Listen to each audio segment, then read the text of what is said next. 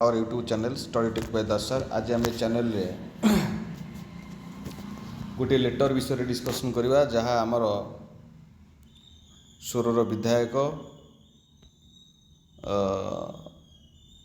माधव धड़ा यही letter T करछंती आमर सीएम मोहन माझी कर सीधा सीएम को चिट्ठी आउटसोर्सिंग कर्मचारी पाई।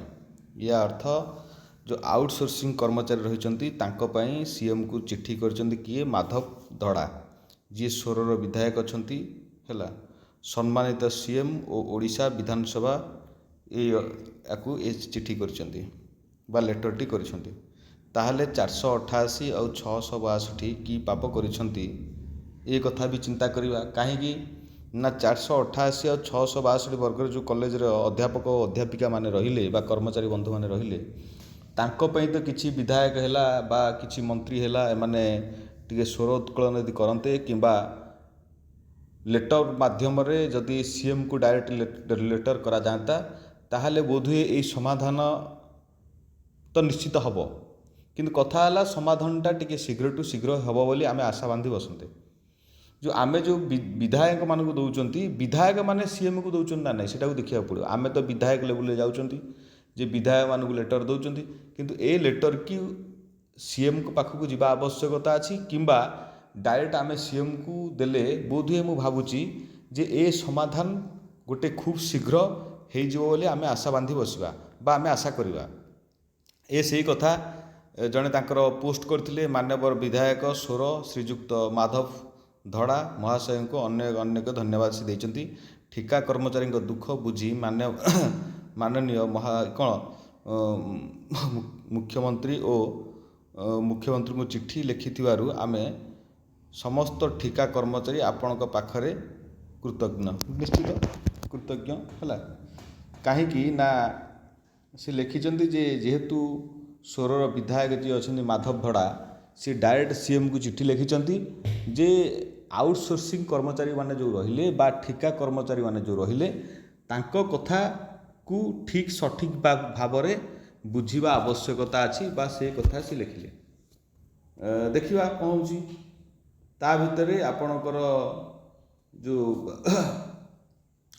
माधव धड़ा निश्चित एमएलए स्वर सी लिखिं ओडिशा लेजिस्लेटिव असेंबली को चिट्ठी करछंती जी आमर मुख्यमंत्री अछंती Mohan Charan Majhi honourable chief minister government of Odisha the Bhubaneswar है ये जो चिट्ठी कर चिट्ठीर डायरेक्ट मु तार ओडिया अनुवादटा कर देछि आपण माने देखि दे पारिबे जो माने इंग्रजी बुझिबा तांको कष्टदायक होथबो निश्चित किछि थिबे हमर इंग्रजी बुझिबा कष्टदायक होथबो आउटसोर्सिंग कर्मचारी भितर भाई भणी माने निश्चित थिबे।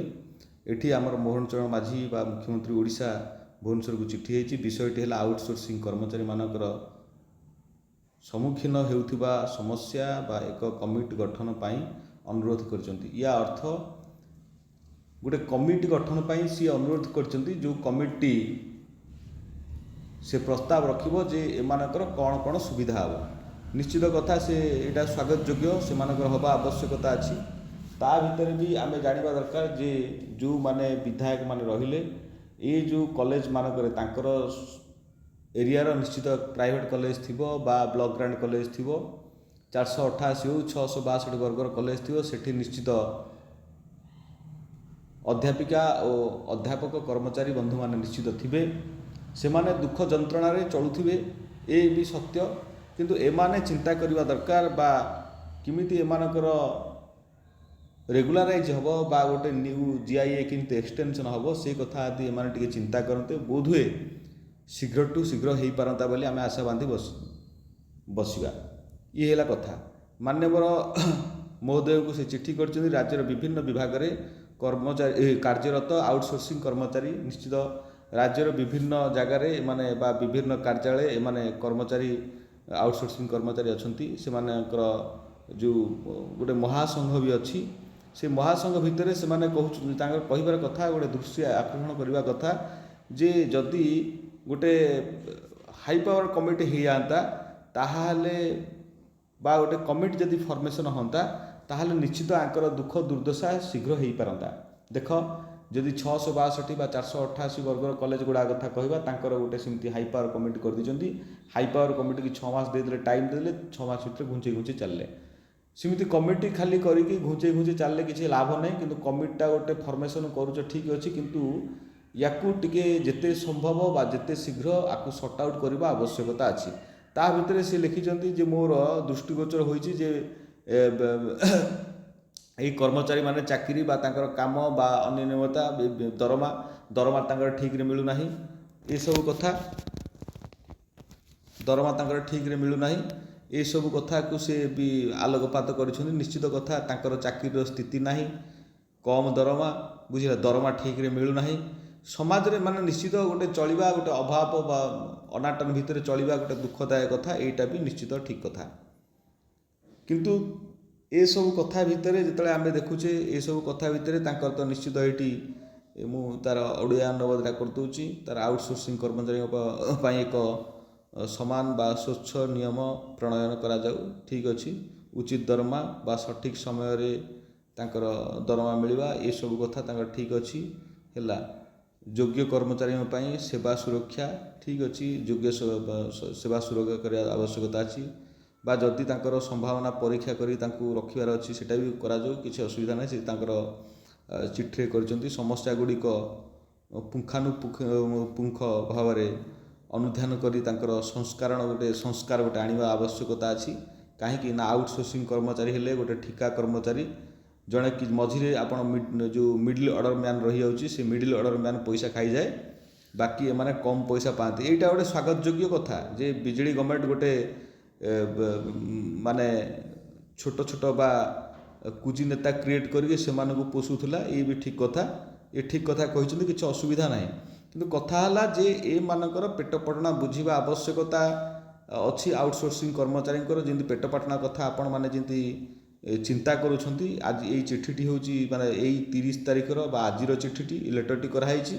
ଲେଟର ନମ୍ବରଟି ହେଉଛି 100, ଆଉ ଲେଟର ନମ୍ବରଟି ଆମର ଯେଉଁ ମାଧବ ଧଡ଼ା କରିଛନ୍ତି MLA ସ୍ୱର। ଆଜିର ଫ୍ରେଶ୍ ଚିଠିଟି ଆଜି ଆମେ ଇଏ କରୁଛେ, ଅପଲୋଡ଼ କରୁଛେ, ବୁଝିଲେ ତ। କିନ୍ତୁ କଥା ହେଲା ଯେ ସେଇ ମାଧବ ଖଡ଼ା ସାର୍ଙ୍କୁ ଆମେ ବି ଅନୁରୋଧ କରୁଛୁ ଯେ ଆପଣଙ୍କର ପାଖର କଲେଜ ଥିବ, ନିଶ୍ଚିତ ଆପଣ ଟିକେ ଏଇ କଥାଟାକୁ ଟିକେ ସର୍ଟ ଆଉଟ୍ କରନ୍ତୁ। ଯେଉଁଠି 488 ବା 662 ବର୍ଗର କର୍ମଚାରୀ ବା ଆମର ଅଧ୍ୟାପକ ଅଧ୍ୟାପିକା ରହିଲେ, ଏମାନଙ୍କର କେମିତି GIA କଥାଟା ଏକ୍ସଟେନସନ୍ ହେବ, ଏ କଥାଟା ଟିକେ ଯଦି ଆପଣ ଆଲୋକପାତ କରନ୍ତେ, ବୋଧହୁଏ ଆମେ ଆପଣଙ୍କ ପାଖରେ ଚିରକୃତଜ୍ଞ ହେଇ ରୁହନ୍ତୁ। ଏତିକି କହି ଆଜିର ଭିଡ଼ିଓକୁ ମୁଁ ଏଇଠି ସମାପ୍ତ କରୁଛି। ଯେ ଆପଣମାନେ ଚ୍ୟାନେଲ୍ ସହିତ ଯୋଡ଼ି ହେଇକି ରହିଥାନ୍ତୁ, ଯେତେବେଳେ ନ୍ୟୁ ଏମିତି କଣ୍ଟେଣ୍ଟ ଆସିବ ବା ଭିଡ଼ିଓ ଆସିବ ନିଶ୍ଚିତ ମୁଁ ଅପଲୋଡ଼ କରିବି, ଯେ ଆପଣମାନଙ୍କ ପାଖକୁ ନୋଟିଫିକେସନ୍ ଯାଇ ପହଞ୍ଚିବ। ରହିଲି, ନମସ୍କାର, ଜୟ ଜଗନ୍ନାଥ।